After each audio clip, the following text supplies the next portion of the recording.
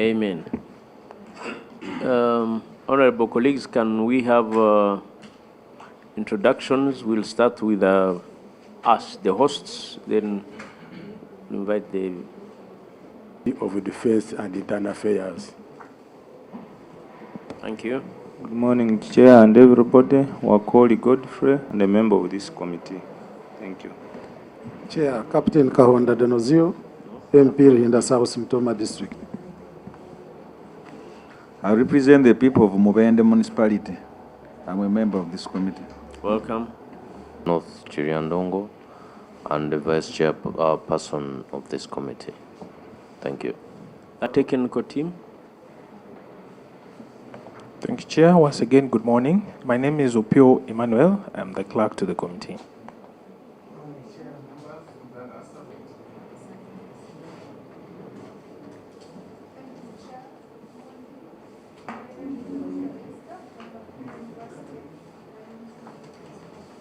Apologies for being held up. And of course, holding the committee for a few minutes, which is not the norm. But the reason was that my senior was anticipated to be here, but due to other engagements, she couldn't, and she had called me to step in for her. I want sincerely, before we introduce ourselves, to congratulate you, Honorable Chair, for attainment of this chair, that chair, and your vice. I hope my son this time is going to have a very big schedule. You know, chairing a committee is not easy. I did that for 6 years, and a chair like of this, which is for defense, where you have to encounter so many things. But the trust that the management of this Parliament Institute put into you, your experience, cannot go without saying that it's a big achievement for you, me as your colleague who has been here, and I look forward to working with you, and I wish you the best. And all members of the committee, I sincerely congratulate you to find yourself. This is an important committee, and it deals with our security, deals with everything cuts across. So, as you are saying, in that capacity, I want to wish you well and congratulate you. My name is Anifa Kawooya. I am the State Minister, General Duties, Minister of Health. Next time we shall interface on health issues. Now we are on issues to deal with the National Drug Authority. I have come with a big team. The big team is that I've come with the Executive Director, National Drug Authority, and you know it is not in the norm, I know, especially my son Linus, he wants people to introduce themselves, to have that confidence, to know that the people before you are competent enough to handle what we are handling. So I pass over to you. These are technical people. Ours is to guide them. So after here, I will just read through our guidance, then you take them on. I thank you so much. Legally, I'm the secretary. You see, if you use that terminology, it gets challenged. But ED, yes. Yeah. Please, introduce yourselves. Morning, honorable members. I'm Ogwang Kenneth Raymond, Legal Officer with the National Drug Authority. Morning, honorable members. I am Amos Atmanya, National Drug Authority. Senior Inspector of Drugs. Okay. Can we have... that's the team from Ministry of Health and National Drug Authority. Thank you, Chair. My apologies for being late. My name is Tubo Christine Akwa. I'm the Woman Member of Parliament, Kabong District. And I've been told we have other members, UIDL. What is that? Please. UIDL, Chair, thank you for the opportunity. Uganda Youth Development Team. And Most welcome.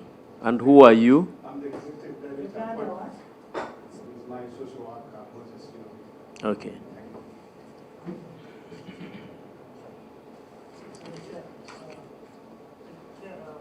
name is Transformative Recovery Initiative. We also engage in a prevention campaign against drug abuse. Okay. I will request you to shift and sit this side. Any other group that is here?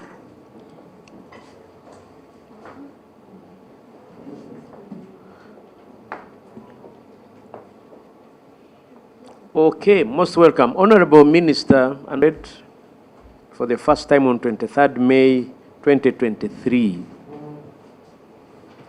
following the nullification of Narcotic Drugs and Psychotropic Substances Control Act of 2015 by Constitutional Court in a petition of Wakiso Miraa Growers and Dealers Association versus the Attorney General. This was a constitutional petition number 1 of 2017. It was nullified on account of lack of quorum, technicality. So the bill has been, this is a new bill before us. Today, we are entertaining as a committee. Of course, when it was first read, it was forwarded to our committee, and we have been processing it. Today, we are going to hear from the Ministry of Health, specifically because the Ministry of Health has a direct bearing on the implementation of the bill. Now, this bill is rather very important to the country. When you say narcotics, you are touching a raw nerve.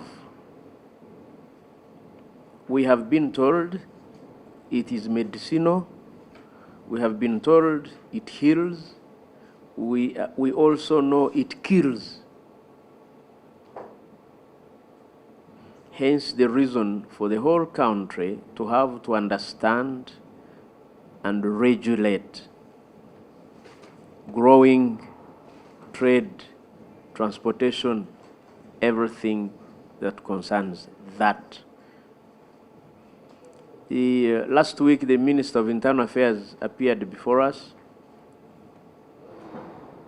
and among others was telling us there is a need to legally allow people to grow, especially that part that is medicinal. You also know that in this country you have a big segment of the population whose livelihood is on growing of Miraa. They are the same people that went to court and challenged the act. They appeared before us, and they are appearing before this committee on Thursday. So we are now going to have to listen to the experts, people in charge of our health and of our well-being. I can assure you that Butabika, which is a government agency also responsible for handling the people who have suffered, who are victims, is also going to appear before us. So without much ado, Honorable Minister, I hand over to you to make presentations to this Honorable Committee of Parliament concerning Narcotic Drugs and Psychotropic Substances Bill of 2023. Over to you. Thank you so much, Honorable Chair and Honorable Members. I want to thank you for giving us this opportunity so that we go together through the Narcotic Drugs and Psychotropic Substances Control Bill 2020, because being a bill, it should come up. Mine is just to put before you as a ministry that I have, we have been granted this opportunity by this committee to provide views on the bill so that we co-own it together and share, so that the bill that will be brought before Parliament is a bill that has had our input as a Minister of Health. We have identified the following issues for consideration by the committee. And these issues were forwarded to the clerk by my senior minister. It's just highlighting them that our issues are on clause 4, section 3A. States that a person who has possession of a narcotic drug or psychotropic substance under a license issued under section 28 of the National Drug Policy and Authority Act permitting... Procedure, Mr. Chairman. Yes, Mr. Chairman, thank you very much. I think our good minister is making an official submission upon invitation by members to follow.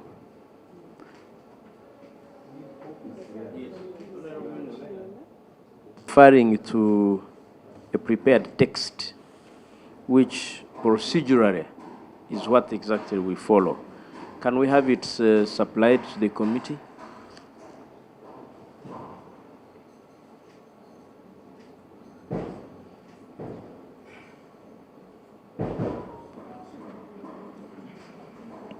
It's on. Honorable Chair and members, my sincere apologies. As I've said, the copy that I was reading and in my opening remarks, I anticipated that had been issued out. But I am noticing that it has not been given because it was addressed to the clerk to Parliament. But now I have the honor if I can give you the copies here. Okay. Thank you.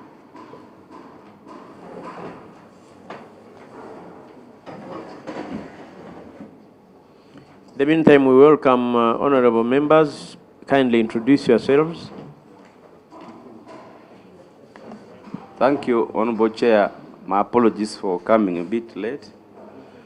My name is Opolot Simon Peter Kwalinga, the Guardian representing Kanyumu County in Kumi District, and I'm a member of this committee. Thank you.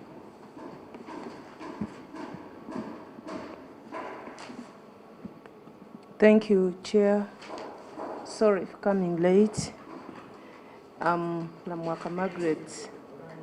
Okay. I represent the people of Chua East, Kegum District, and I'm a member of this committee.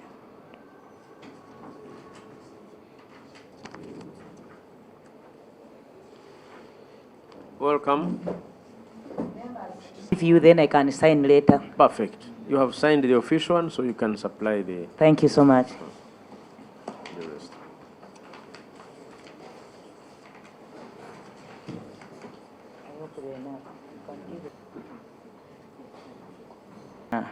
Issues which in the current bill that is before us, clause 4, subsection 3A, says that a person who has possession of a narcotic drug or psychotropic substance under license issued under section 28 of the National Drug Policy and the Authority Act permitting him or her to have possession of the narcotic drug or psychotropic substance does not commit an offense for possession of the narcotic drug or psychotropic substance.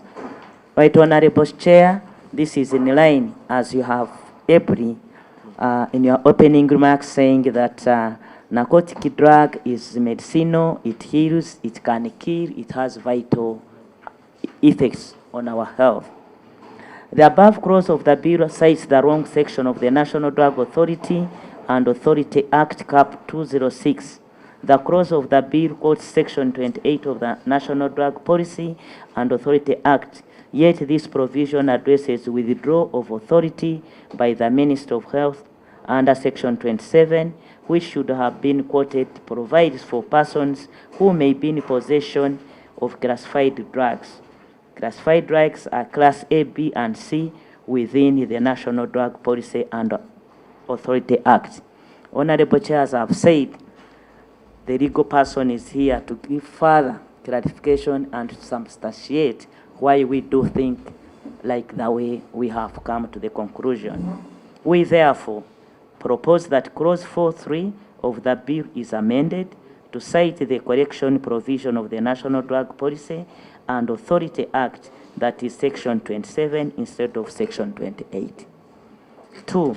Clause 7.1 and 7.2 in the proposed bill, which is before us, provides that a medical practitioner, dentist, and veterinary surgeon shall not prescribe, administer, sell, or supply to any person a narcotic drug or psychotropic substance, or sign any prescription or order for the supply of a narcotic drug or psychotropic substance, except where it is required for medical, dental, or veterinary treatment.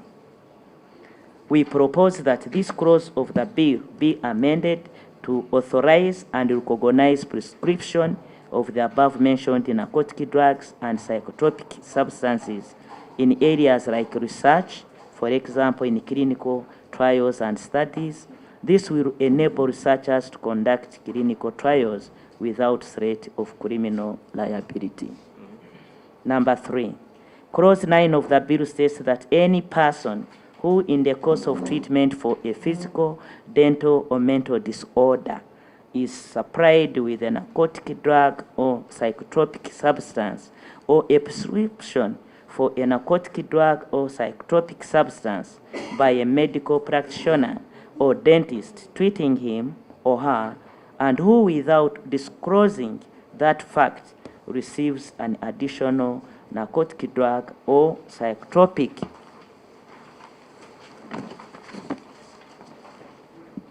substance, or a prescription for a narcotic drug or psychotropic substance from another medical practitioner or dentist, commits an offense, and this is liable on conviction to a fine of not less than 48 currency points, but not exceeding 120 currency points, and in addition to imprisonment not less than 2 years, but not exceeding 5 years, or to both such a fine and imprisonment. This clause, honorable Chair and members, is very restrictive in that it only addresses treatment of physical, dental, or mental disorder with the total disregard to other conditions. We propose that this clause is amended to substitute physical, dental, or mental disorder with disease, as this term is broader and accurately captures all elements. It's open-ended.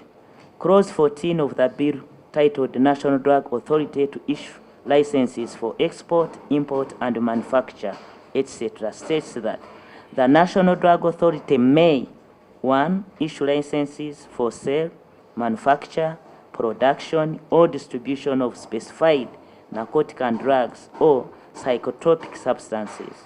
B, prescribe the manner in which a narcotic drug or psychotropic substance is to be packed or marked for export.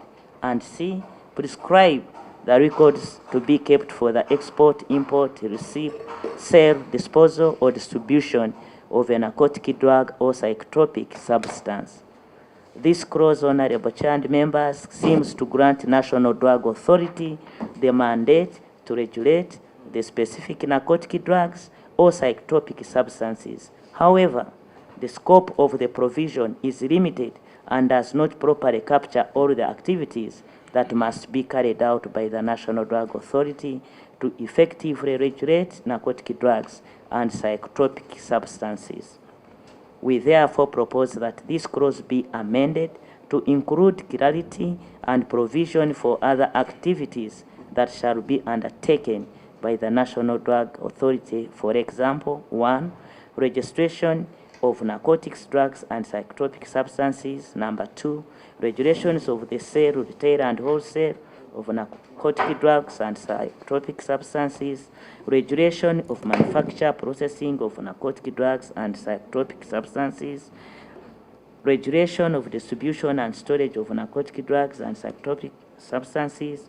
5, regulation of importation and exportation of narcotic drugs and psychotropic substances, regulation of clinical trials involving narcotic drugs and psychotropic substances, monitoring of undesired effects of narcotic drugs and psychotropic substances through post-market surveillance and pharmacovigilance. And number 8, prescription of fees that will be paid. Honorable Chair and members, this proposal is all about regulation, and it is very important, as you noted, that unless this narcotics is regulated, then we may face a lot of problems. The above will ensure that there is no ambiguity and that the provisions of the law are clear, leaving no room for misinterpretation.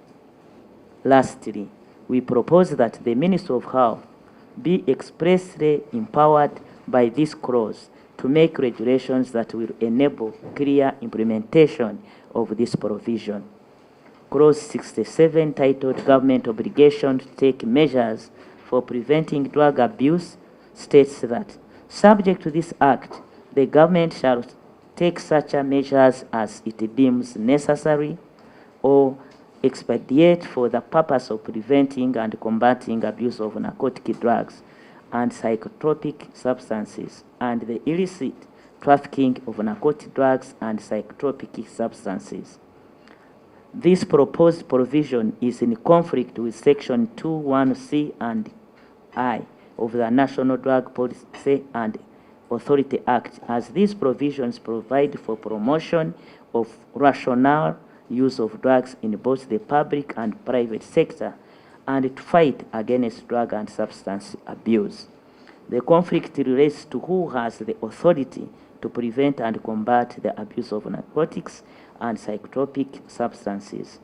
The National Drug Policy and Authority Act gives the National Drug Authority a wider scope of power to combat drug and substance abuse of drugs that might not be classified as narcotics or psychotropics. We therefore propose that Clause 67 of the bill be revised to maintain a National Drug Authority as the agency mandated to promote national rational drug use of medicinal purpose. National Drug Authority should also have a mandate to fight drug and substance abuse of drugs used in medical, dental, and veterinary practice. We further propose that narcotic drugs and psychotropic substances used for recreational purposes and abused be handled by the Ministry of Internal Affairs through the Uganda Police Force, because they have that mandate and capacity. Clause 68 of the bill establishes the National Coordination Committee on Drug Control, and Clause 68(2)(e), the Executive Secretary National Drug Authority shall be part of the National Coordination Committee for Drug Control. This clause should be revised to read, Secretary to the Authority, National Drug Authority. Section 54(2) of the National Drug Policy and Authority Act, Cap 206, provides that the Secretariat shall be headed by the Secretary to the Drug Authority, who shall be appointed by the Drug Authority on terms and conditions that the Drug Authority may determine. Honorable Chair and honorable members, we therefore propose that in this bill, the Secretary to the Authority should be the correct title given to the person who headed the Secretariat of the National Drug Authority. This you have witnessed when the ED was introducing himself. And for clarity, we wanted it so that it is within the bill.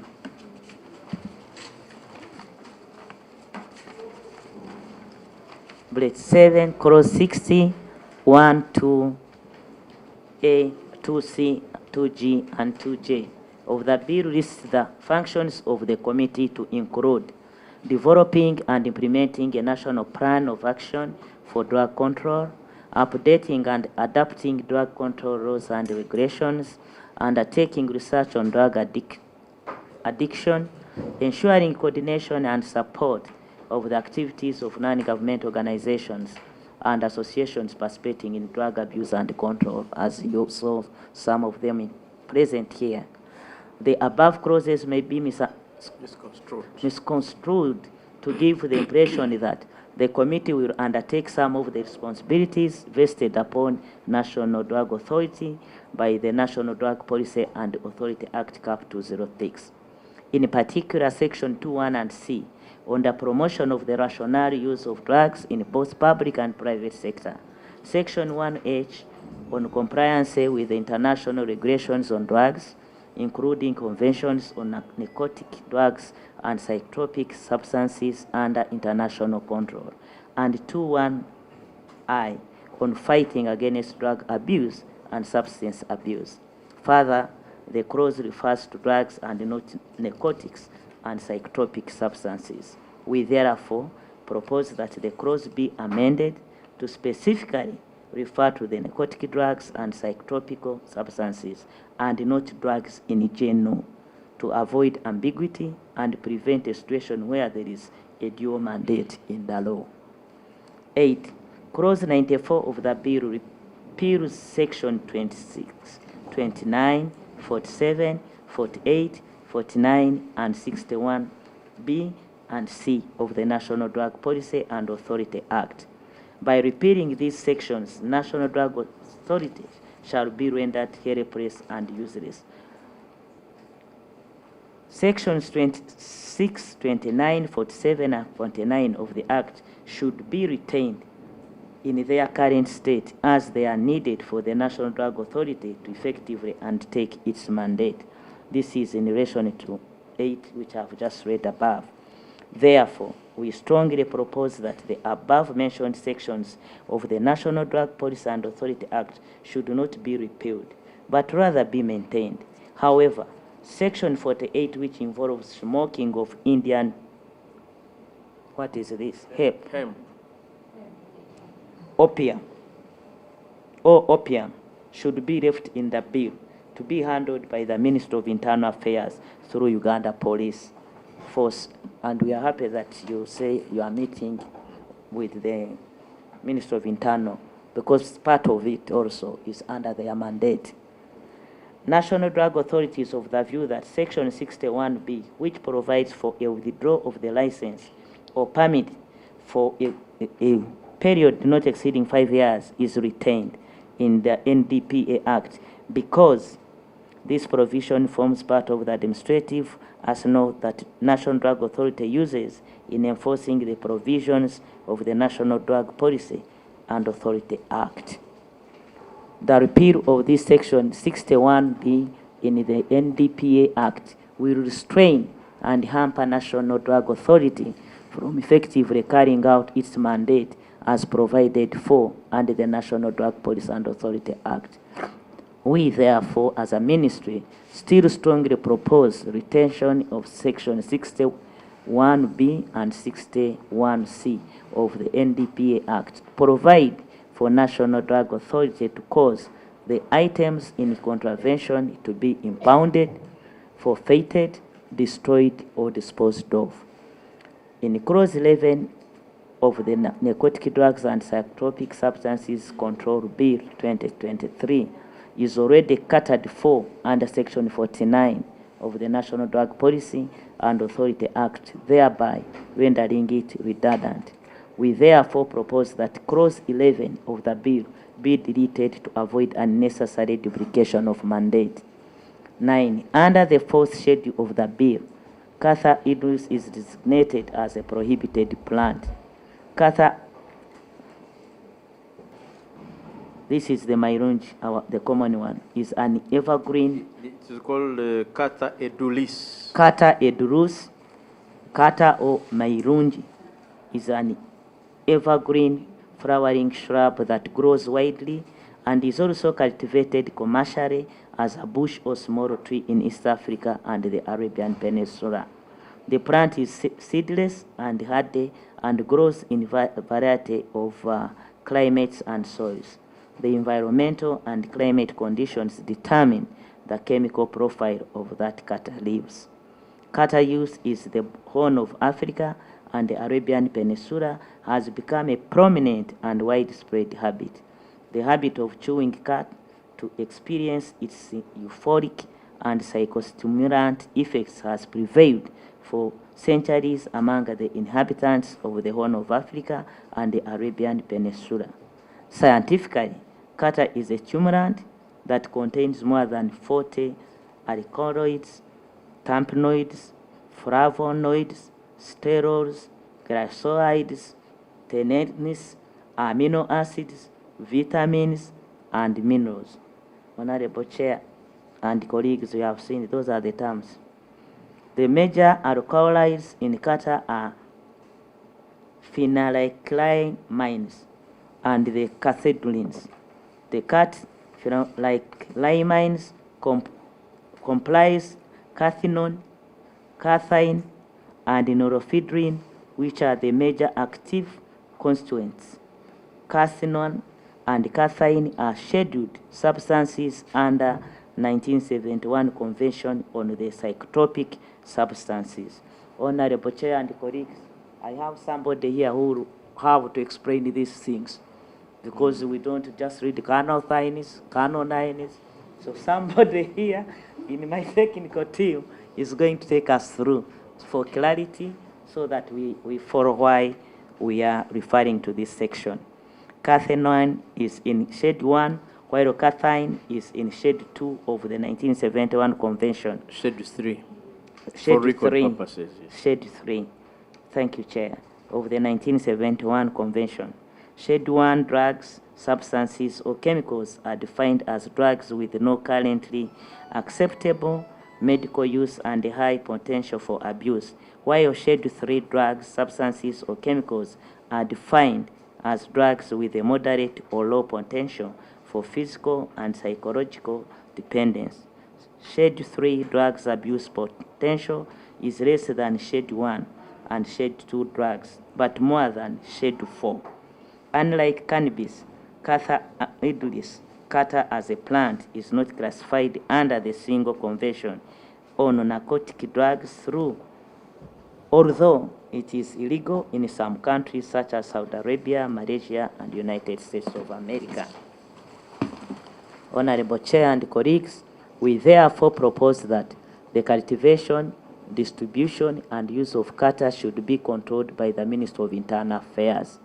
National Drugs Authority should only get involved to regulate the processing of kata for medicinal purposes.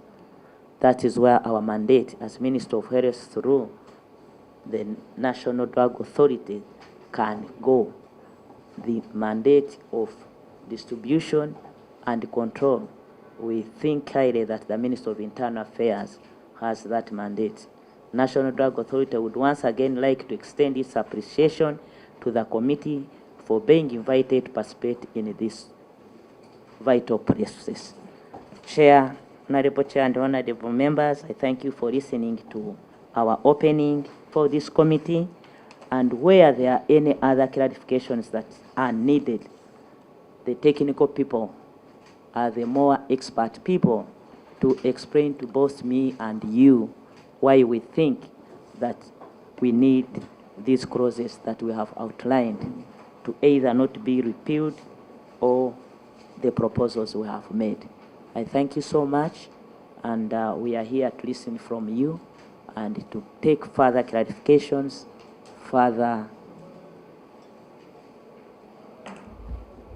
Thank you. Honorable Minister, thank you so much. The mandate and what they do on a daily basis. Discussion, I want to hear from your team, NDA and the person responsible and the council and the secretary. The floor is open for you for further clarifications, for more submission. Thank you. You don't grow cat in Mukono. But I'm the one in charge. Hey, that's very interesting. Of growing. Thank you. Okay, over to you, Honorable. Apologies. This paper, the invitation, I saw it yesterday evening. I had to make sure I peruse through this. Even today, when I was coming, there are more things which I've seen. I'm going to mention them, some of them from the international convention, because this is international, but we shall give you all the information. So I want to really clarify, there are those which are direct. Like this one, the number 1 is talking of a long clause which was quoted. Instead of quoting 28, the clause should have been 28 in our law here. Should have been 28. It should have been 27. The other one is talking of something totally different. That's understood. Yeah. And of course, if it is here in the law, yeah, so that one, I can move away from it. That one is direct. That's direct. Yeah. Yeah. And the second one, the issue, if you say the bill talks of physical, dental, and mental disorder, and that is very narrow. If you use the word disease, you include everything, cancer, what? So that one is also direct. That's precisely why you were invited here. Yes. Because there is no other. Yes. There is no other authority other than you. Yeah. So we are all ears. Yes. And maybe for people to appreciate, when we talk of these drugs, people are thinking of the other hard drugs, but these drugs are scheduled here. This schedule, which is here in the bill, is exactly what is here. Class A. It includes all the drugs that even use in the hospital. You are therefore referring to National Drug Authority Act.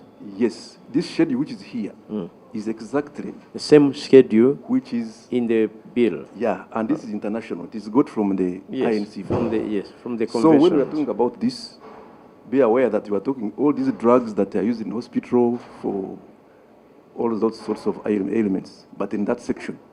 So in your view, what should be the correct? No. In other words, when we are talking of drugs, and yes. Yes. Yeah. So that's why I'm trying to make that clarification. This schedule which is here is exactly the same, and that is international practice. When you talk of narcotics and psychotropic substances, the schedule is in INCB, international, in the other convention, which Uganda has signed also. Signatory to. Signatory to. That should be clear. So that's where we said you have to use the word disease, which is broader. Now, Section 4, it talks of National Drug Authority to issue licenses for export, import, manufacture, etc. ABCD, that is just a subset of what we do. We do a lot of things on the drugs. You know, yes. The purpose of law, the principle of law is that what law does not expressly prohibit, it therefore allows. Okay? Yes. So our intention is to be as detailed and clear as possible, especially on a law of this caliber. So, are you, when we say disease, is there no need to define which diseases are, or you are open to research for further diseases? Why can't you propose to us that at the moment the following diseases are cured by this, so that we have them? Because tomorrow somebody might come and say, this disease is also cured by narcotics. That is not correct. What is correct? The other day, they were telling you that cannabis is curing COVID, which is, anyway, in a day, is always a discovery. So you are safer. You are safer by being ambiguous. No, disease, because here, it is talking of only, what is it? Use a microphone. It is talking of only physical, yes, dental, and mental disorder. Thank you. But we know that these drugs treat more than that. Even this the question to you is that when the gentleman, whoever put this, was trying to define, why don't you also help us and give us a list of those other diseases that are cured? No, the diseases change. They change every day. As we talk now, they are discovering what can be used for cannabis or any other. Amos, can you clarify further? You can't do that. I think what we are trying to explain is that science is not stationary, honorable chair and honorable members. So every day, new diseases Chair, come up. Excuse me. For the benefit of the chair and the other members, I would request my technical person to again reintroduce himself. Absolutely. To know that whatever is giving the members is by so and so. If it is allowed. Thank you, Honorable Minister. And also, Honorable Chair, his specialty. Yes. In terms That's of part of- technical expertise. Thank you, Honorable Minister and Honorable Members. I am Amos Atumanya. I work as the Senior Inspector of Drugs at the National Drug Authority. My background, I am a pharmacist, and I have been involved in the inspection of manufacture, distribution, and the usage of drugs. So I have accumulated close to 17 years of experience in this area, having been registered as a pharmacist in 2005.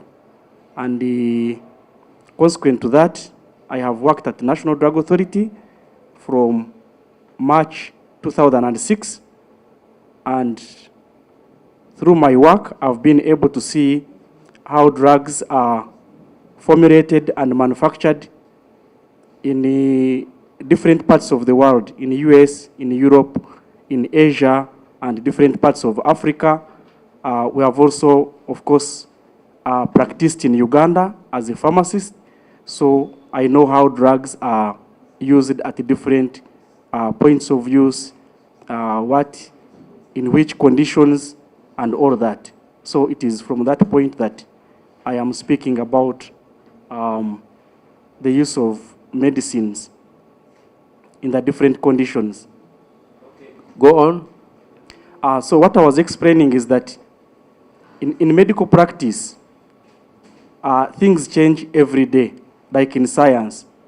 There are components of research, and sometimes when new diseases come, then existing drugs get repurposed. Like we had an example of COVID, where a disease that was not previously there has come up. So we have to look at the scope of the current drugs we have to see which drugs can be repurposed to either treat the disease or to lessen the symptoms of the disease. Sometimes some of the drugs used are not necessarily treating the actual disease, but they help the person to cope with the disease by lessening the effect of the symptoms. And some of these narcotic drugs are helping in that aspect. That someone has cancer, you have a narcotic drug which is not necessarily treating the cancer, but they are helping a cancer patient to cope with the pain which is resulting from their disease. So in that case, you may not necessarily list it as a cure for cancer, but it is helping a cancer patient to cope either with the pain or with other difficulty which is arising from the disease. So at any material time, you will find treatment guidelines are being reviewed from time to time, depending on the evidence which is available at that time. So it would not be the best position for the law to specify which diseases are treated by which drug, because this will change from time to time.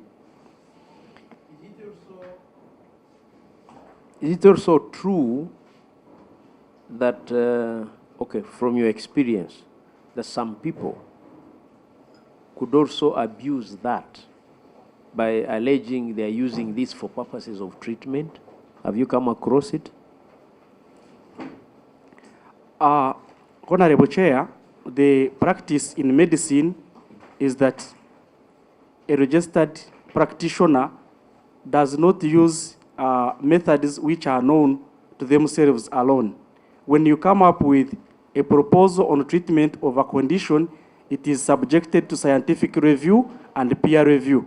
So other practitioners have to review and either agree or disagree with what is coming up based on evidence. And it is on that basis that a treatment is accepted or not. And that's where we go through the different trials and the rest. Honorable Minister, we have seen the President and Fountain of Authority, Fountain of Honor, complaining that it is 3 years now. Somebody came up, Ugandan, claiming to cure COVID with COVID-X. How come you haven't come up to say it is true or not?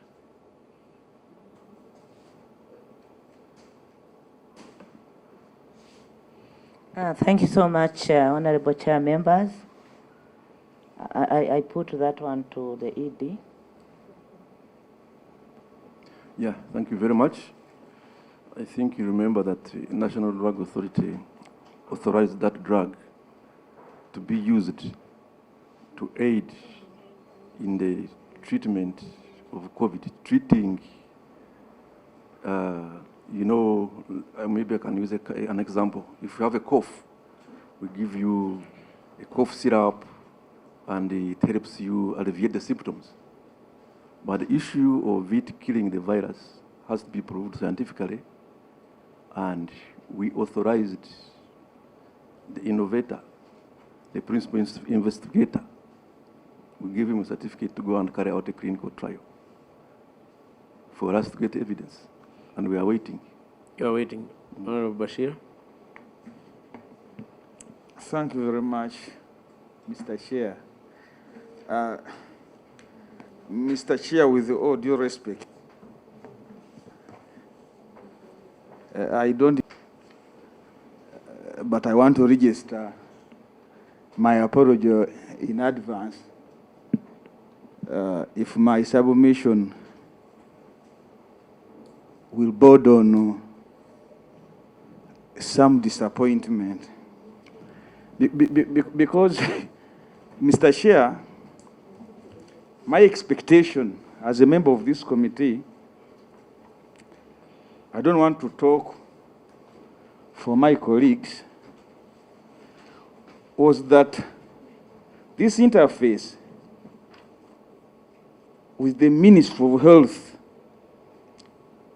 about this law, I really thought that would be made to feast more on science than the legal part of it, where we even have access to the Attorney General to get much of what we can get. We expected to delve in more details into these narcotics and psychotropics, why they are used, their dangers to humankind. You know, too much in that line, because we are now talking with the Ministry of Health. But you know, this submission from the minister is very deficient of the science we expected. And it is more on the laws. There are things they are supposed to tell us. Because even in the law, you can see, even the bill itself talks about expanding the rehabilitation centers. Are we going to have so many mad people that we are preparing for? With all due respect. Thank you, Honorable Member, for giving me the information I wanted to give in regard to what you've just said. Really, I would like a struggle of a mandate between the Minister of Health vis-a-vis Minister of Internal Affairs, who should be in charge of what, who should be in charge of what. That's what they want us, what they are trying to push our committee to really endorse, other than them giving us a scientific explanation on issues of psychotropic substances and narcotics. This is what we want, and that's the reason why we invited them. From that science point of view, the issues of the law, let them leave to the experts of the law. Thank you. Chair, as we're moving on, I had wanted to invite the minister to look at specifically where the interpretation is about the minister and the ministry. Whatever the bill reads about the minister and the ministry, you have not commented anything to do with that. Given what you have given us here, where you are trying so much to drive us to the National Drug Authority as the main ministry under this bill, when it comes to the interpretation clause, what is your take as far as the interpretation of the minister and the ministry is concerned? Thank you. Thank you, Honorable. Let me first understand, Honorable Minister and your team, have you exhausted your presentations? Okay. Maybe some of these questions as we exhaust them.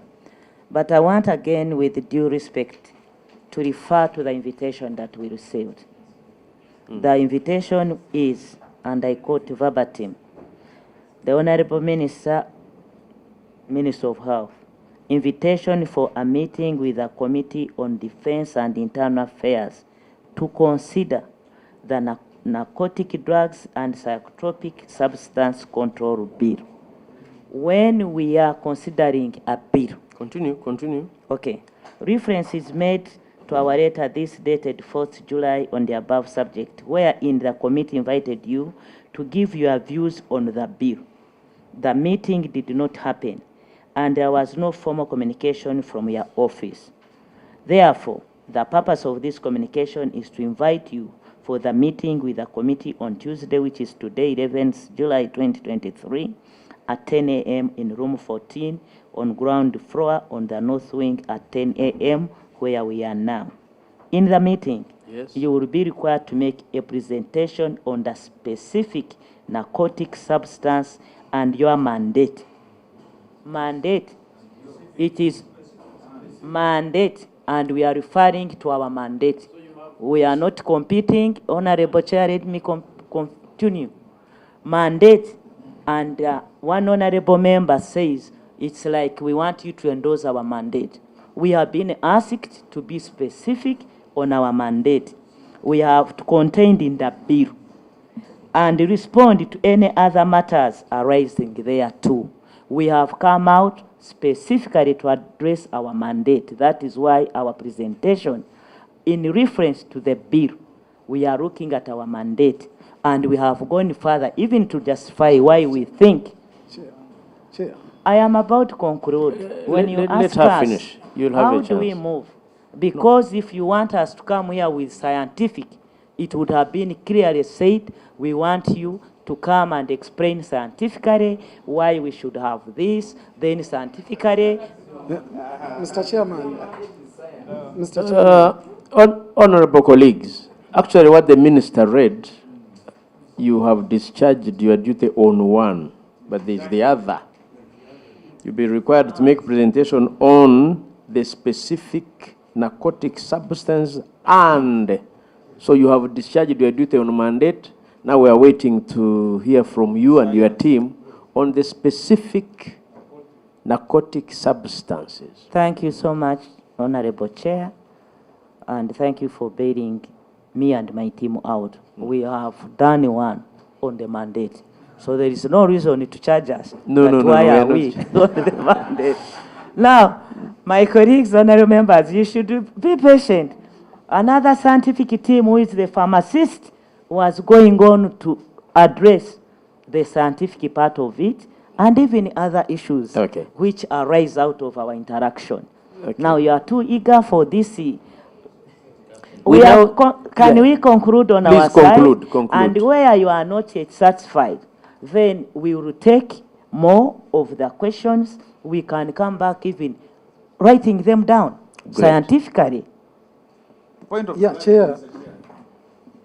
Why don't we, honorable colleagues, why don't we give them a chance to finish? Chair, there is a clarification. We would need also to know whether we should expect another presentation, because one side, as she has said, then we expect the scientific presentation from the pharmacist, as she said. We want our hope high. Information, Chair. Honorable Kahonda. Yeah, thank you so much, Chair. I add my voice to Honorable Bashir's submission, because what Honorable Minister is explaining to us, she has given us the overview and the issues, the areas of concern as the ministry. And when she invited the technical team, headed by the secretary, he's just adding voice to the presentation of the Honorable Minister. unless there is another Let's written give them a submission. chance. Because, Chair, when they were introducing themselves, I don't know whether they have this department. I expected someone, maybe someone in charge of research, and to give us really the real issues. For example, when we talk of cannabis, for us, we don't know what is cannabis. You would explain to us. And if it can be used for medicinal, what is it that is in cannabis that can be used for medicinal? And then we would be good to go. Thank you. Okay. Now, Honorable Minister, it has been a practice in committees and even this committee that when a sector has been invited, we come with our overview in relationship to the subject matter why we are before the committee. In our interaction, many issues arise. And from the members, I'm using my past being a member of the committees for all these 20 years I've been here, plus. Now, when these issues come, those that we can respond to off cap, we can. Those that we cannot, I'm answering now my honorable colleague, son, Bashir. We come back, either you write to us, present them in writing. Honorable Minister, that is clear. So therefore, I want us to be allowed to let my other technical, who is a pharmacist, the pharmacist technical person knows all this. You are so using you that. Allow us? Please, allow. Thank you. Procedure. Thank you, Honorable Chair. Honorable Chair, to me, I would propose, would need to be procedure right for you, Honorable Chair, to open the matter for members to raise their concern so that the technical team here can take note of them and then come back with the answers to this committee at an appropriate time. Thank you, Honorable. Let's, the procedure we're going to follow is she has her technical team here. Let them conclude on their presentations. Then we give ourselves a chance. Whatever is missing, then we ask. Can we... Chair, conclude what is not in writing from them, unless they have another document in writing. Why don't you give them a chance? Why don't we fire them questions, then they answer? What questions are you firing? Why? Let's first listen to them, then you fire questions. Chair, you yourself, you agreed with from the submission of the honorable member, the Honorable Bashir, that indeed the minister pointed out that she has tackled one aspect of this meeting. That's the mandate. And that they are going to the technical. And for us as a committee, we are much more interested in the technical. Therefore, we are not technocrats in matters health. We would request that let us now be supplied with the presentation on the technical aspect of this. We do not have, so now we cannot just say he's going to talk about the names the minister was reading too botanical that some of us were even not comprehending. So it is, Minister, Honorable Minister, we are requesting that if she has a parallel presentation, she supplies with the documents. But, honorable colleagues, excuse me, 8. If you can look at paragraph 8 of that. Are we all there? No. Paragraph 8, paragraph 9, under the fourth schedule of the bill, where they are addressing Katha Idul to actually explain more on this. Can you have a chance now? Hello? Yes, absolutely. Very highly qualified. The floor is yours. Tell us also. Yes, but you see, Honorable Chair, we are trying to improve this bill. We are not trying to take anybody's mandate. No, that is settled. Yes. That's settled, yes. Secretary. Even when I'm talking here, when I talk of pharmacovigilance, that is science. So I was on clause 14. And for us, we are trying to be explicit that we don't only deal with ABCD. We deal with all these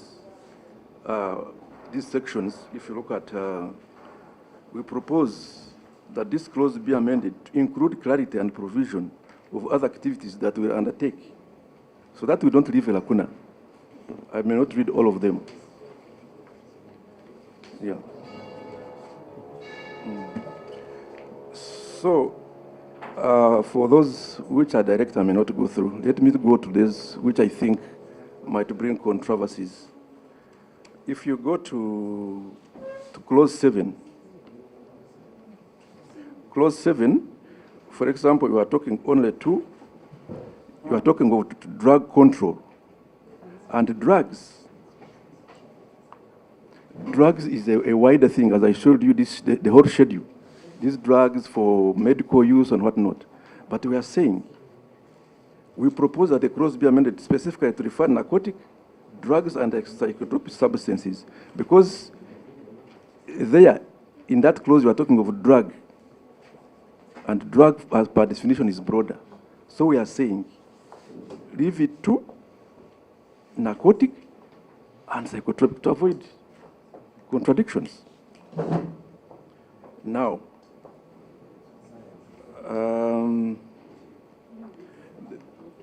the science is related to people. Chair, members,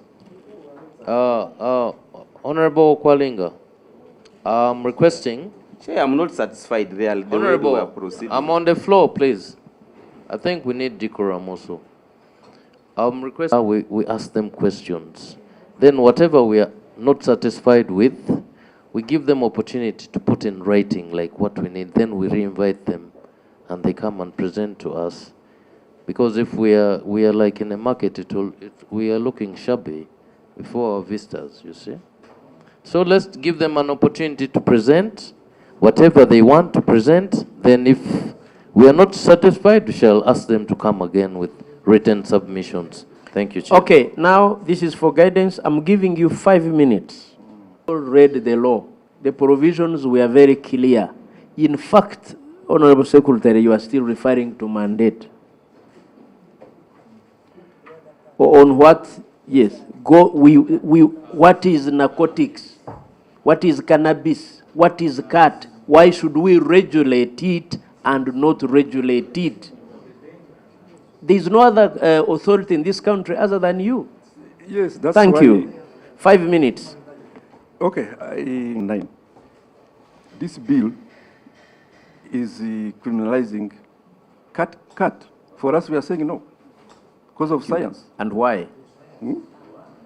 Because if even in the convention, section 40, section what is that section in the convention, INCB, they don't classify this as a narcotic, psychotropic substance. And for us, we are saying, why should we put it under, what is that schedule? So what's your problem with section 9? Yeah, section 9, in the schedules of the bill, they have put Catis idulis, yes, as prohibited. Yes. Plant. For us, we're arguing no. Now NDA is arguing no. Yes. Why? Because first of all, it is not a narcotic, it's like a psychotropic substance. It is like a stimulant, and really, even the international convention does not classify it the same way, which we follow, which is subscribes to. So for us, we are saying, okay, it can be controlled, but not that level. If you look at, yeah. Okay. Yeah. Okay. Give the science. Okay.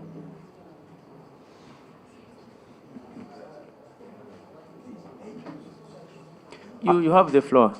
To talk about CAT, Honorable Chair and the members, we have discussed CAT a bit. And what is in CAT or Catha eduris is there are 3 main active ingredients which we have talked about. And in classification of drugs, we are looking at what can this drug do. And that is the procedure which was arrived at even in international classification. On one side, we have drugs which can affect the mind, affect emotions and behavior. But their addictive potential is lower. So those ones are put as psychotropic substances. Then we have another group of drugs, which will also do the same, but they go further and, in summary, would say they blunt the senses. So these drugs also have a very high addictive potential that for some of them, even exposure once will result into addiction, because you get a feeling where almost everything has been like cut off. So the moment that feeling wears off, you want that feeling again. So you end up taking the drug again and again and again. And that is how you end up with the dependency syndrome. And that is how it affects people. And because of that dependency, there is higher controls for that. Because whoever uses it will want it again and again and again. And those are the narcotic drugs. Now, so is Kata Edulis a narcotic drug? Kata Edulis is not a narcotic drug in itself, but it is a psychotrope. It has components, the cathinone and cathine, which are psychotropic substances. So they can stimulate the mind, they can affect behavior, but they are not at a level whereby if someone uses it once or twice, it is going to lead to dependency. And if you use it 10 times? If you continuously use it, it will also create dependency. But that is similar to what we see with so many other drugs which alter the mind, including which I would think would be absurd if we talked about it, but alcohol will also do the same. So we are saying, given the potential which is on for cat, it should be controlled, but you don't have to completely prohibit it, because there are other mind-altering drugs which get used in controlled amounts. And so it can still be used in that respect. Does it have medicinal or curative contents? As of now, with the information known today, the components of cat are not used medicinally. So why do you advocate for it then? No, for us, we are saying, that's why we are proposing that its control needs not be under the Ministry of Health, because for now it is not a medicine. Okay. It should be controlled by the Ministry of Internal Affairs. Okay, continue, and have you concluded? If we want information about all, because there are basically 3 other products we would be talking about. Honorable Minister, it's not if we want, we actually want. Okay. I can talk about the rest of them. The other ones which are being put as prohibited plants is the coca leaf, which the most common constituent of it is cocaine. And cocaine was previously used for medical purposes, but for now, it is not used because there are safer alternatives. But for it, its effects are such that it would blunt the senses, and for that, it is classified as a narcotic drug, which is under international control. The other plant which is being suggested is cannabis, and cannabis has mostly, it has very many cannabinoids, but we would classify mostly into 2. There is what we call tetrahydrocannabinol, which is the one which is most effective in causing the psychoactive effects, what makes people basically to be high and the rest. That is the THC, which we talk about. It also has other cannabinoids. You see, what Ugandans want to know outside there is not the scientific or botanic names for sure. Is you to tell them that cannabis, or popularly known as this, cures this or does not. And so we prohibit it, or causes this or exposure to it is dangerous or good, so that we know we are regulating. Thank you. So, I want to plead with you that the direction he was taking was beneficial to us. Very so good. I plead We give that him time. Give him time to proceed. Go ahead. Yes, with the science. Okay, so for the two constituents, the other cannabinoids, the CBDs, are also used for some other diseases. But the main one which is bringing, which is responsible for the effects that we see for cannabis use is THC.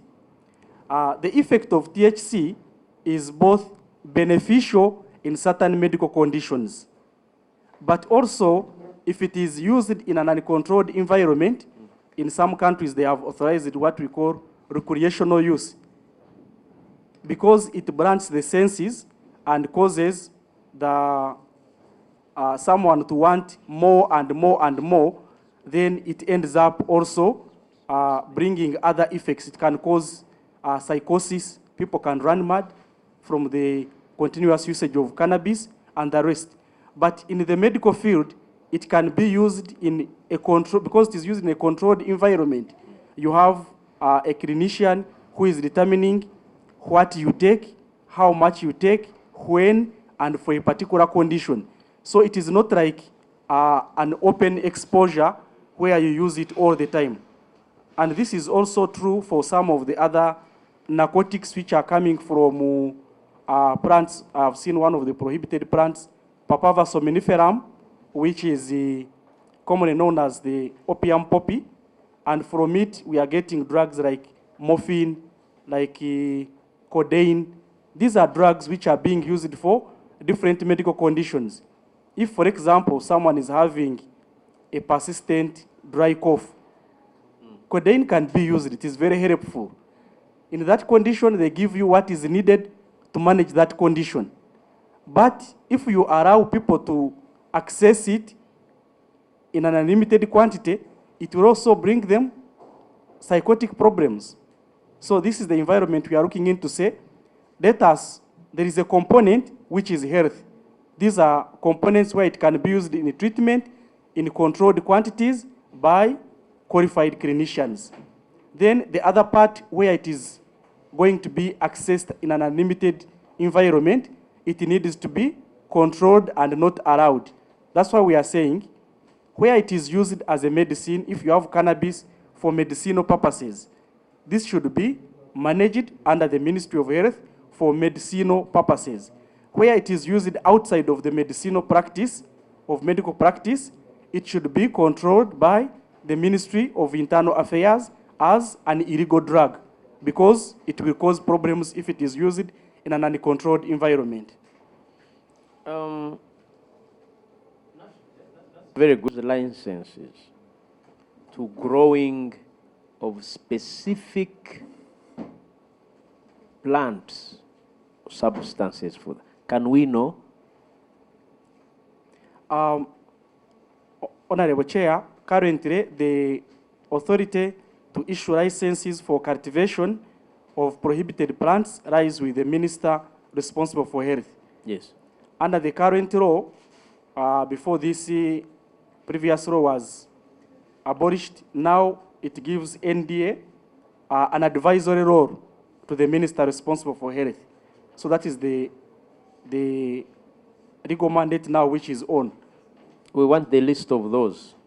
Currently, it is the prohibited plants. That is cannabis, Papaver somniferum, the commonly called opium poppy, and the coca leaf. But mostly, the coca leaf grows mostly in South America, and the Papaver somniferum is mostly grown in Asia. Coca leaf is cocaine? Yes, the one which produces cocaine. So you will not find a lot of negotiation around these plants. The most commonly growing plant all over the world is cannabis, and that's why it is commonly called weed, because it grows almost everywhere. By itself? But even by itself, wildly, and everywhere you plant it, it will grow. And meaning, can it also grow widely? Yes, it can grow wildly. In many places, it grows wildly. So that is why it is commonly called weed. Thank you. Okay, Honorable. Thank you, Chair. I want to thank my brother here. The Minister, this is exactly what we see, no contents. And before us here, the pharmacist from the Ministry of Health is telling this committee that it does not have any medicinal. So I want to pray, Chair, that this should not only be verbal, oral presentation, that these friends of ours before us puts this down, so that when we are defending or when we are telling Ugandans that the Minister of Health appeared before us and they disassociated themselves from the submission of the Minister for Internal Affairs. So I am praying that since this is a house of records, they document for us and we have this on record. Thank you, Honorable. Yes. Indeed, the Honorable Minister of Internal Affairs, in fact, for him, he even wants us to allow for its controlled cultivation. Now, we are meeting, the expert is before us, and the expert in this case is Ministry of Health and National Drug Authority. So you will help this committee and therefore Parliament and document cut more than what is in the presentation now.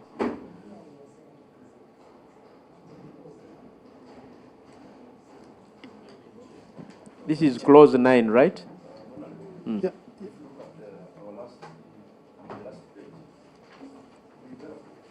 Cultivation, distribution, and use of cat should be controlled by the Ministry of Internal Affairs. National Drug Authority only gets involved to regulate the processing of cat for medicinal purposes at any time. It can come. It's medicinal. Yes, somebody can formulate for it is like coffee. Yeah, like coffee. Okay, I think that's clear. Yeah, but Chair, I think what Honorable Wako important for this committee and for all Ugandans, actually, that's what they want to hear. Including weed, including... Yes. It should be documented. Yes. So that it is referred to. Yes. And also, it should be beneficial to us as a committee and to Parliament at large. Okay. Thank you. Thank you. Chair. Yes. Earlier, you compared alcohol to, when you take it, you continuously you feel like you become addictive. And you claim that it has no side effects. But we are told that once a person overtakes alcohol, some body organs are damaged. Now, if someone overconsumes cat, what are the side effects? Because we also want to know the side effects. You were talking about stimulant and others, but what health issues does cat cause to the human body? A correct position to say that there is any drug which has no side effects.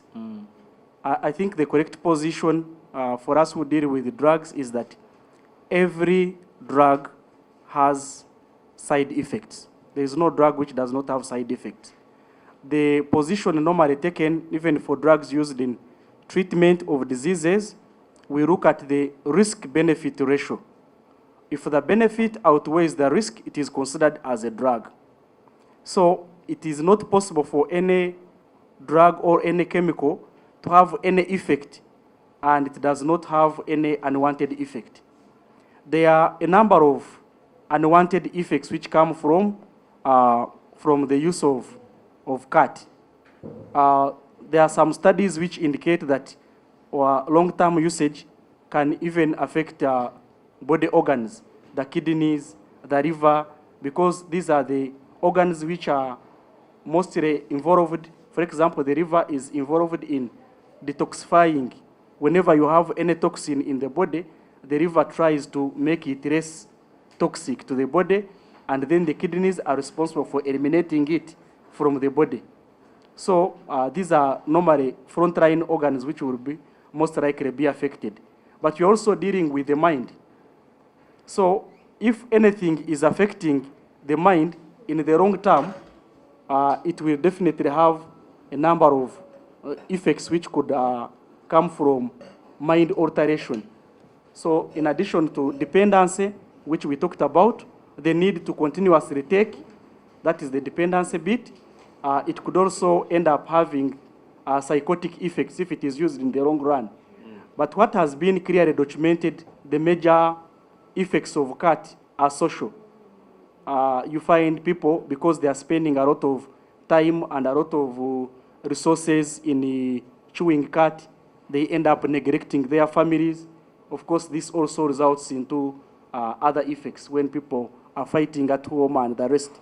These are the documented effects which have been put forward that are more widespread. Is it by order that you don't chew it at home with your family? The studies I have looked at indicate that majority of people who chew cat, they do it in their social circles. So they normally congregate together. They rarely do it in a family Thank setting. you. Okay, maybe Chair, finally.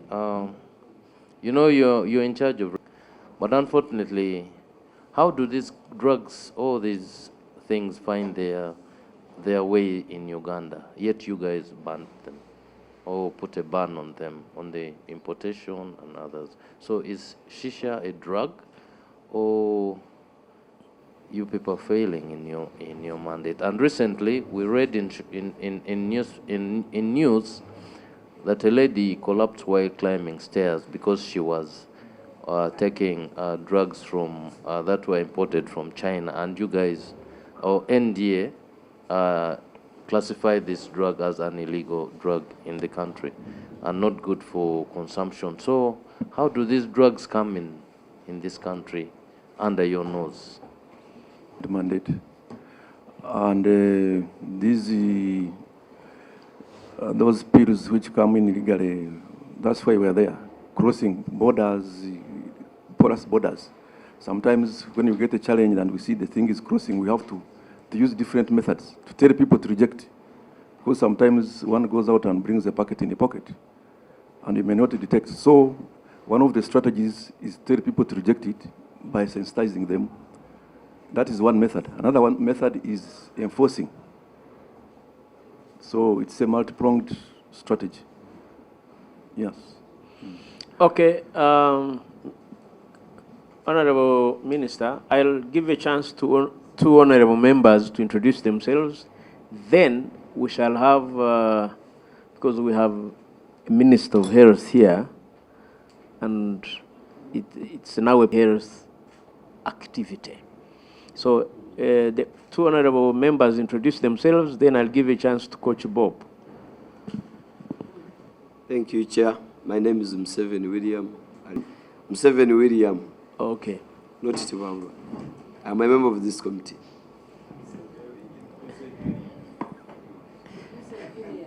Thank you, Chair. I'm representing UPDF and a member of this committee. Honorable, most welcome, Lieutenant. Can we have 3 minutes, strict 3 minutes? Okay. Honorable members, through the Chair's permission, may we stand up because we need to make the monotony and do that place like this so that there are no excuses. So we are going to turn around our bodies like this. That is 1, 2, hands straight, 3, 4, 5, 6, 7, 8, 9, 10. 5 for chairman. 1, 2, 3. Keep the smiles. 4, 5. Now hands here. You punch out straight. Go. 1, 2. Keep the smile. 3, 4, 5, 6, 7, 8, 9. 2 for chairman. 1, 2. Okay, hands like this. Just put them up like this. Honorable Anifa Kawooya, we're executing what you're campaigning for. People to survive blood clots, non-communicable diseases. I'm counting, it will be 5. 1, 2. We keep our smiles. 3, 4, 5, 6, 7. I'm in charge. 8, 9. Chair, give me 3 minutes. 10. Now put your hands here and you go do like that. Okay? 1, 2, 3, 4, 5, 6. Honorable Kawooya, you see my honorable members? They are fit. 7. Good chair.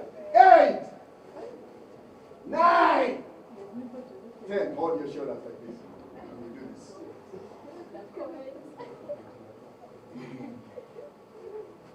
1, 2, 3, 4, 6, 7, 8, 9, 10. Now we are going to stand like this and we breathe in. We go, breathe in, out. Breathe in, out. Breathe in, out. Breathe in, out. You clap for chair. Very good. It's regularly. That's the advantage. Okay, we have 20 minutes. And so I'll have a chance. Thank you so much. Because there is another group that wants to present. Honorable colleagues, do you have more questions, clarifications to the team before we discharge them? Chair, my brother, that the strength is in numbers. And a few months I was watching a documentary compiled by NTV, specifically on the community of Yumbe. And they were pointing out the effects of cat on that particular community. And key among the effects was it impairs the fertility of the men. It reduces the sexual appetite. And in fact, if consumed, of course, in huge amounts. And I also watched so vividly, and they were saying it reduces even the appetite. It therefore means you are going to have other health complications because people will not eat, and therefore you are going to develop some health ailments. So considering if that is true indeed, if he confirms that it is true, I think, Chair, this is something I think which we should really stamp our feet to ensure that we protect the community. And bearing in mind that we have had so many acts in this country. The Ingul is there, we have failed to regulate it. The what? And the Ingul Act. It's now repealed. We have, but I'm just saying we failed to regulate the consumption of Ingul in this country. And this particular one, it will be very difficult if indeed we come out and say we okay the planting of this particular cat. I know that the minister in his submission was pointing out the economic benefits of this cat on the country. But then money is not more important than the health of our people. And I want to believe, Chair, that is the reason why we are here, to give this country a good law, which is going to regulate this particular, I think. Thank you. General Relu, do you have any comment? Thank you, Chair. For me, anything like drugs, I don't want to hear about it. Whether medicinal or not? For medicinal, understandable. But these ones, which cause mental disorder, we don't need to promote it in this country. Forget about money. What is money to us? Thank you. Thank you, General. Yes, Honorable Ruben. Thank you, Chair. I wanted to comment on traditional herbal medicine. When I was growing up, this cannabis, when you have chicken, or goats, and they fell diseased, they would pound it in a mortar. You give the chicken when they are suffering from coccidiosis, then they will get healed. And you find that when we go to license, we are going to be licensing, because as he has said, cannabis grows widely. When you go to these forests around Kampala, this Miraa where you find it is there. So when they are going to license, they will be licensing these big dealers, leaving there our traditional people, those who have been also depending on it, not to have a chance. I don't know how we are going to see that these other people who are depending on it can be also supported somehow. Because I have an example, there is a man has been suffering from this anus cancer, I don't know how you call it, anificus, for about 20 years. So what he does, he gets cannabis, boils the leaves, green leaves, takes it as tea in the morning and in the evening. So he has lived for 20 years. I also had my own brother, because he was a safety, he refused to do it. For him, died 6 years ago. So I don't know you people, if you have made research to see, especially the green leaves. Because they say when you boil the green leaves, the way they take omujaja, I don't know what they call it in English, or the lemon grass, that one does not have any effect on you or on a person like getting drunk if you don't smoke it. So I don't know. I thank you. You want take yes, Honorable, your chance. Thank you, Chair. We are well aware that anything to do with human beings, human health, should not be handled with flexibility and negligence. I just want to ask one question. The biggest population of those who consume what we are discussing about these drugs are the young people. How is the Ministry of Health planning to help our young people to desist from consumption of these drugs? Thank you. Sure. First of all, apologies, I walked out and I don't know whether what I wanted to bring was already taken care of. So I wouldn't go there, I believe that somebody somewhere. Because I delegated my spirit to make somebody speak. Yes, ably put forward. Thank you. Now, but there's an issue which I'm sure has not been brought up. As I talk right now in Teso, it is spread all over Teso. You see me now here, this white hair, which is developing. If my whole head becomes white, I will be in danger in Teso. There is now a group of youth that believe you must get gray hair, mix it with this cannabis, or mix it with there is a certain black ant. You must take it and makes you very courageous and high. It does the opposite to what the Honorable Wakola just mentioned. It gives men that energy, vitality, to do anything with the courage. So that team, actually, it's called Okadibong. They have their name. It is everywhere in every constituency. There is smoke, gray hair. So can NDA comment on this issue? Because I'm sure you have recently opened your branch in Soroti. Tell us whether your branch has picked this on the ground. Honorable, you want them to comment on gray hair? I want them to comment the effect on that to our youth. You get it? Thank and you. And how they are prepared to regulate such a thing, to stop it from spreading to other parts of the country. Thank you, Honorable Yes. Kwaringa. Point taken. Can you tell us how they get to that gray hair? Please, time is not on our side. Chair. Yes. People in his area get the gray hair. Do they go to the salon? Do they lay people? How do they get that gray hair? That is taken care of. Honorable Wakoli, you have no. Yeah.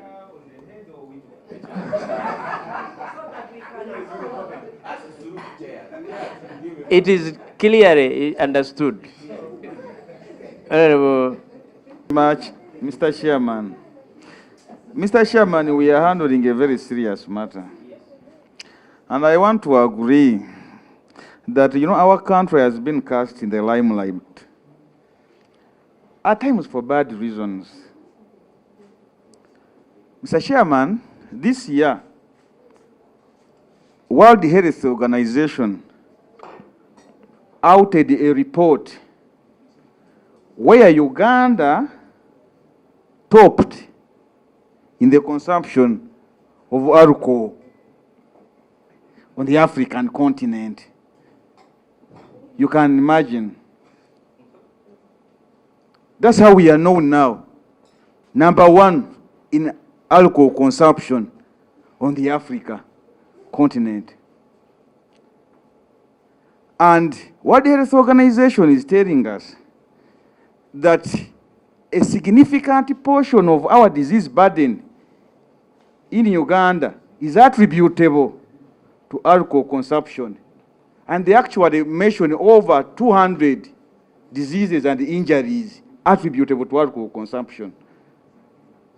The Ministry of Health itself, in their statistics, they also allude to the fact that mental problems have a bearing on this.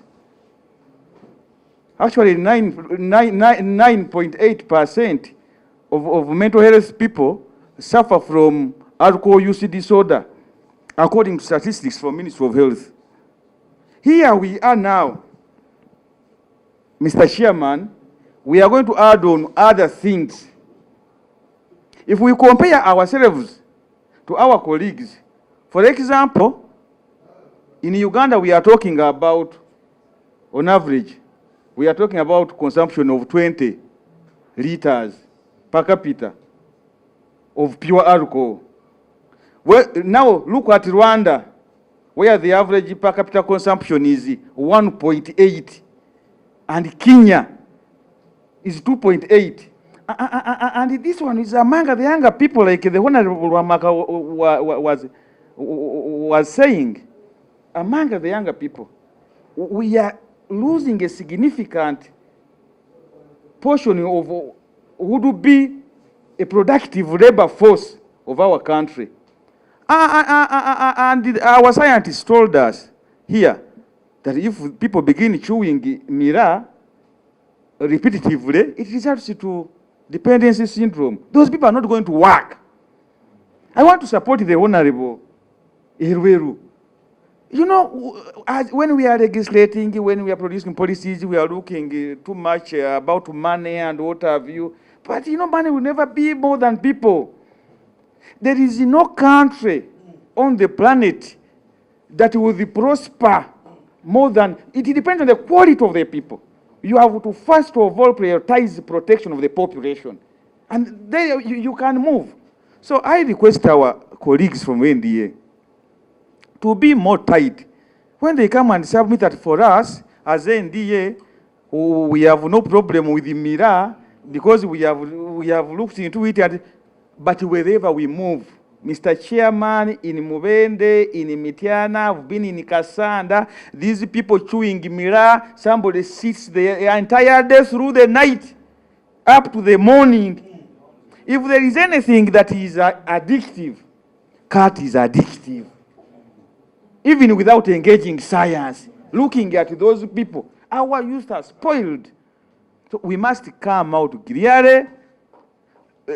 Let us not be overshadowed by overlapping interests. Let us help the population. I beg to submit. Honorable Chair, just okay, Honorable Kwaringa, briefly, because my previous colleague was just the dangers. But I just wanted to provide this information that everything that exists is a danger in one way or the other. If not regulated in use, it can become a danger. Even normal food that we consume, even the drugs that we walk to, our senior pharmacists can tell us, we go and buy drugs. They are dangerous every day as we take them. So I would rather these people are regulated to take the these natural herbs which grow from our land than these manufactured drugs. All I need the NDA to help me is to ascertain that if you take this one helps you in this. Then we know how to take them in a regulated manner, either through tea, than these ones of, I would not even advocate the normal drugs from pharmacies. I'll give a last chance to Honorable Bricky. Mr. Norman. Chair, Mr. Chair, thank you. Last one. Mr. Chair, thank you. Then we get responses. Mr. Chair, first of all, I'm sorry. Sorry. That's why I've come late. I want to thank the members. But also, I want to just chip in a little. These are my personal opinions. That we took time, this committee visited Somalia sometime last year.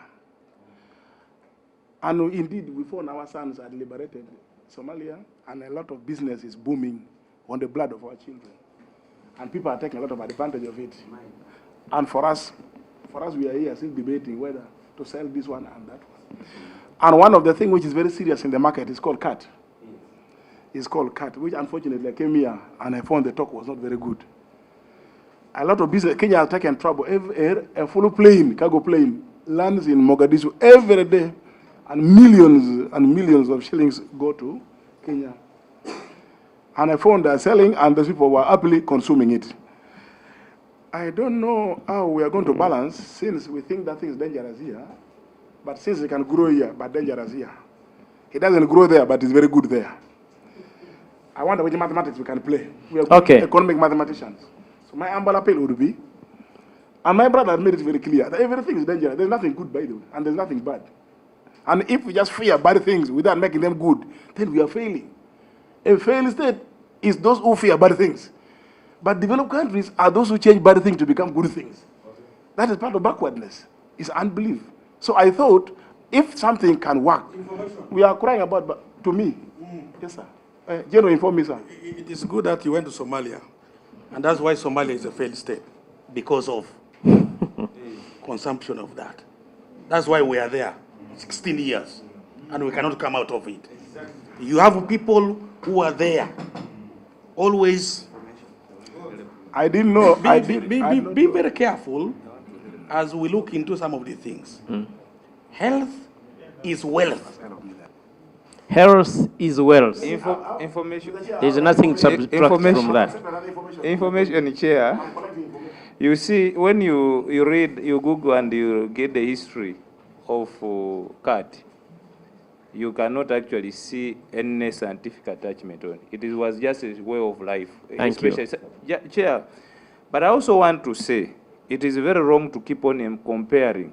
Because if we now start saying, homosexuality is practiced in America, and there are people who are getting a lot of money out of homosexuality.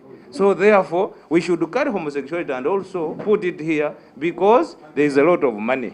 I think it is also wrong. I didn't know. Conclude, Honorable. I'm sorry for this. I've got critical information that Somalia failed because of cat. I had not known, comrade. I'm sorry. That cat can bring down the country. I apologize first for submitting here because I'd never known that cat can. But Uganda has not failed. Uganda had not failed. Yet our citizens chew that thing the whole night. This country has not failed. But where I grew up, people chew those leaves. They look like goats. In Labor. The Karamoja. He chews. Excuse me. Procedure. My procedure, Mr. Chairman. My boss has chewed it for 6 years and successfully driven taxi. And Honorable, thank you. Your time is up. Now, can we give a chance to Honorable Minister and the team to conclude? Thank you. Mr. Chair, thank you so much. I honor the chair. That's off record. Okay, that's off record. Yeah. Honorable Minister. And when I say everyone is concerned, that means that the country is concerned because you are all representatives from different regions, from different areas. So the discussion that has arisen this morning brings out the concerns. Your concerns are your people's concerns whom you represent here. And from our presentation also as a ministry or as government together to make policy is a big concern. I just want to say that in our presentation this morning, we concluded on 2 lines in our last page. One is every law is good law. Once it's put down, what is not put down, of course, we know is not law. But then where we have problems, as colleagues have said, is on the implementation side of it. Now, we are amending this bill to reinforce, to ensure that what has failed, we cannot continue to lament that failed, but we must improve and say it is a law that can be implementable. Therefore, we came out and said that the purpose of all this, why we are amending this, is to ensure that we control. We control, because we know the effects that if it is not controlled, cultivation, distribution, as all you are saying to our other countries, they use anything that you use. If cat is not controlled, it is not regulated. We as Minister of Health, and we all agree it is medicinal. So there is no way we can prohibit it. We have known that partly it is medicinal, but must be regulated to be taken. We have even said under whose authority, guidance, who should do that. Not everybody to just go and pick. So I think we are all together. And my general, my brother, yes, anything once is taken, we have understood that now alcohol is leading. It may be another type even worse than cat, because it also has its effects. Colleagues, I want to bring to you that of current, the African continent under the African Health committees, we are soon facing a very big pandemic, which is, if we don't care about, and I want to thank you, and the management, my appreciation to the management, the Right Honorable Speaker. The time I've been in this parliament, this is my first time to see health exercises in committees. Very encouraging. There are diseases like these ones which can be prohibited without going for health. The economic part of it does not stand. Health is wealth. We can save a lot of money than we are spending. So we are soon facing the diseases, communicable diseases that can be prevented. And we wait for non-communicable diseases. Now, from the pandemics we know, we are having the pandemics, which is one of them. Smoking, it affects the body. Alcohol, affects the body. Shisha. So I want to wind up saying. No, go on. You are protected. I want to say, Chair and the members, as a ministry, we are very glad that you have come out forcefully to ensure both economically we can save the money, not necessarily by selling this, the cards and what, but by controlling the misuse. On the other issues, I think my technical team have said much of it. But again, we are open. In case at your end of writing your report, and yes, you find is where you need us to further clarify, we are ready to do that.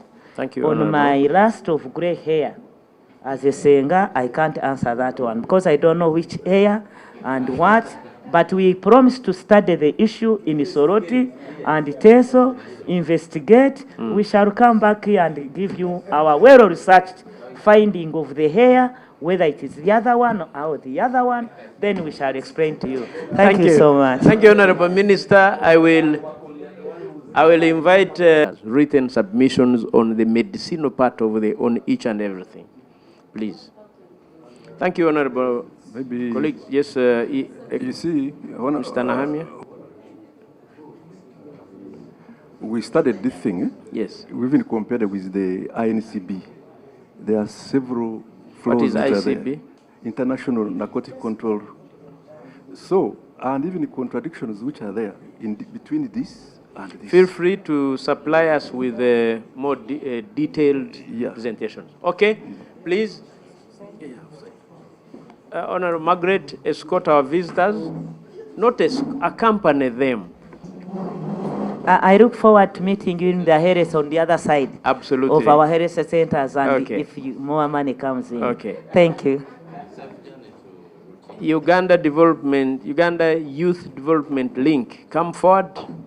You have 15 minutes from presentation to the end, including, so you have 5 minutes, and then we'll use 10 minutes.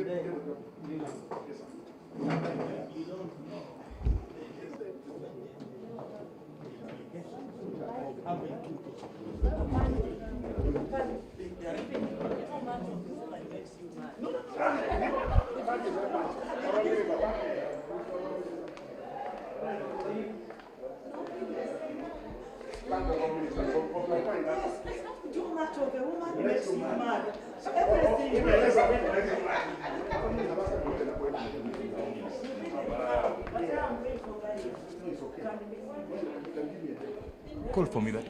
Nga ya National Drug Authority atenga kati tuli ku nsonga za narcotic drugs n'okulaba biki bye tulina okulongoosamu. Kati ekintu ekimu kiri mu kuba nti okukiteeka mu bwangu tubadde tutunula mu tteeka erikwatagana n'okulima, okunywa distributing, okusasanya abantu bangi kyebamanyi nga weed oba enjaga, kubanga tubadde tulina okulaba one enjaga ekimu nti abamu bagifuna eri medicino erimu eddagala. Kati komite badde yagala kumanya ddagala ki. Tu ate ya bulabe erimu eddagala erina byesobola okuziyiza, naye ate ya bulabe ku mibiri gyaffe, ekosa emibiri gyaffe. So kati twabadde tulina okulaba nti bwe tuba tukola etteeka lino tulina kutwala bintu bibiri, kubanga abamu badde balowooza nti kya butunzi nnyo, abantu abasinga bagikozesa bagifunamu esente ne bagitunda nebeera ku market. Ate ffe ku saidi yaffe nga byobulamu tubadde tulina kuwabula eggwanga nti yes, tewali kintu kyonna ekitali kya bulabe. Kaliba eddagala lyonna lyokozesa kasita olikozesa mu bungi, ne bw'omira panado n'omira ezisinga kwezo omusawo zakugambye okumira ziba ez'obulabe ku mibiri gyaffe. So komiti ne tukanya nabo nti tulina okusa essira okulaba nti baani abakwatibwako minisitule ziringa bbiri. Eyaffe ey'ebyobulamu ffe tulina okulaba nti tuziyiza ne tuteekako amateeka amakaali agayina okuziyiza okugirima, okugikozesa, ani ayina okusalawo ekozesebwa etya, baani abalina okugikozesa, ewonya ddagala ki, naye nga si kugireka. So tuyita regulation okulaba nga tugiretretinga. Ministry of Internal Affairs erina okusigala ng'ekolo gwayo ogw'okulaba nti abo bonna abalima enjaga, abagikozesa obubi, abagisasanya, wabweru w'etteeka lino lye tugenda okufulumya guba mulimo gwabwe. Ate ffenna tulina okukola etteeka lye tusobola okusa mu nkola. Y'ensonga lwaki tusinkanye n'akakiiko ka defense ne internal affairs akatwala Ministry of Internal Affairs erina omulimu omunene okulaba nti ekontrolinga, naye ffe turegulatinga okuwa amateeka ekozesebwa etya, ani alina okuba nga akuwa olukusa, ate erina obungi bwayo omuntu bw'asobola okuba nga akozesa. Mwogedde ku kundi kukati awo ng'obadde omaliza ne mugamba nti era completely Amairungi cut wabula okuregulatinga olw'ensonga nti erinamu omugaso mu byobulamu. Yes, Amairungi gano mulabye nti tukirabye ate n'abantu bonna bakimanyi nti gakozesebwa nnyo buli n'osanga bagakozesa. Ate ekizza obubi abaana baffe abato benyigidde nnyo okulaba nti nabo bakozesa Amairungi, bakozesa weed, naye ate nga obulabe bwabyo nga te bwe businga kati kye bafunamu kubanga bwali badde nga bikozesebwa nti ddagala fe emphasis esira tulitadde bikozesebwe nga eddagala naye kati tebikozesebwa nga ddagala abamu babikozesa nti babeere hairoke stimulants obwongo bwabwe ne bulinya n'osangira ddala batabufu ba mitwe n'osanga amalwaliro gaffe butabikejjudde olw'okozesa ebiragalaragala bye tusobola okuziyiza so ne tuba nga kyoyoge ne tugamba tetusobola ogamba completely nti tugiziyiza olw'okuba mulimu kano akantu akagamba nti ddagala naye ddagala likozesebwa litya kyetubaddeko kyetutaddeko essira bwe liba ddagala olikozesa otya olukusa olufunye otya okozesa bungi bwenkanawa ani akuwadde olukusa so kati ngaffe Minister of Health ebyo biri mu ffe nti tosobola kukozesa obungi obusukka ku kano ate olina okubukozesa okuziyiza oba okujjanjabaka endwadde bweti naye ate ekyokuba nga osazewo nti gwe onywa bunywi oba olya buli Amairungi ate ekyo kya Minister of Internal Affairs kubanga togalya nti medically olina ekirwadde so olina okuba nga olina ekirwadde kyebagambye nti bw'oba nga onywedde akadoozi bwe kati oba olidde Amairungi bwati kakati ejja kuyambako mu kuwona oba mu kukwegatako ng'eddagala so naye kyasuka kuva mu ddagala ate bo bano bakikozesa bukozesa mu kozesa etali eriko amateeka so etteeka lino kkulu nnyo ligenda kutuyamba naddala okulaba nti abaana baffe emitwe ababadde nnyo nga kati bonna batabuse emitwe obwongo bwabwe tebakyetegeera bavudde mu mbeera obasanga kuva ku makya nga tebalina mulimu gwe bakola bwe tubeera n'etteeka lino ne tulisa mu nkola tugenda kubeera ne community erina tetugamba nti health is wealth kubeera ne community erina abantu abaramu kubeera ne community erina abantu abali productive naye okubeera ne community nga baana bonna abantu bonna bali mu kunywa Amairungi kulya Amairungi kunywa enjaga wiidi buli omu yenna kyetugezezaako nti etteeka lino libadde lyetaagisa mangu so tukanyiza ne committee lyetaagisa mangu naye tulina kukola kinene okulaba nti tuziyiza enkozesa yaago oba enkozesa y'ekintu kyonna ekyaffectinga ensonga lwaki tuze n'aba National Drug Authority abakwatibwako okukkiriza ddagala kyerisobola okukozeseza mu bulamu bwaffe obwa bulijjo. Just briefly in English, just for emphasis on why CAT cannot completely be... We are interfacing with the Committee of Defense and Internal Affairs, and we are looking at the new bill of narcotic drugs, which is and other substances 2023. And as Minister of Health, it is within our mandate and authority, of course, through the National Drug Authority as a regulator of all the drugs that are on the market or that are within our country or that they are exposed to our population. So they wanted to understand the issues we had with the bill that is before Parliament and now in the committee and which is going to the Parliament. So we raised out the issues and said yes, that the cards or what is called as Amairungi and the weed, what is called as enjaga, all those substances are very dangerous to our bodies. They are dangerous to the human being. So as a ministry that is mandated to regulate, there are areas we came out and said, who should regulate? So all this should be specific in our new bill now, that the concern of regulating, scientifically this is what happens once you take this. Any drug that you take in excess, it has a side effect. So it is our mandate now. So we agree it is medicinal in some parts, but medicinal to be used in which areas, so that the ambiguity is not there. We remove and we clarify it must be into this, even to be in line with the international standards that are allowed.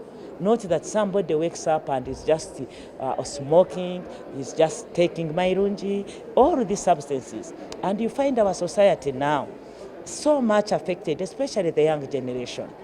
The majority of our young generations are completely affected by taking of these illicit drugs, the substances that make them highly toxic. So today we agreed that yes, the Ministry of Internal Affairs has got a mandate and is under their authority, functional mandate, to ensure they control the cultivation of it, they control the distribution of it, they control the use of it. And we as a ministry through National Drug Authority, our mandate is to regulate which is allowed and which is not allowed, and what criminalities comes in when you take it out of the allowed specifications. So our emphasis is on regulation. Our emphasis is to ensure that every drug that comes here, we regulate it so that it's not harmful to our population. Okay, so, but that can't completely be banned because of its medicinal purposes. No, that's what we have come up to say. It has an aspect of medicinal, but the part of medicinal must be regulated. It's not to say because it is medicinal. And even the growing, that is why the Ministry of Internal Affairs comes in. If it is medicinal, what percentage are you growing for medicinal purposes? What percentage are you taking for medicinal purposes? So you cannot say that the whole day you are just taking the cards, you are on Amairungi, and for medicinal day in, day out. That's why it is important for it to be regulated.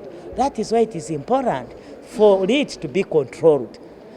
Yes, it is medicinal. What bit of it, what is allowed and what is not allowed. Anything that you take in excess is no longer medicinal. So the abuse of it, so it must be regulated. Then it must be given to people who are growing it, cultivating it for medicinal purposes, not for trading purpose, medicinal purpose. So there must be a license. You are allowed for medicinal this. Then regulated how to use it, regulated how you are going to manufacture it.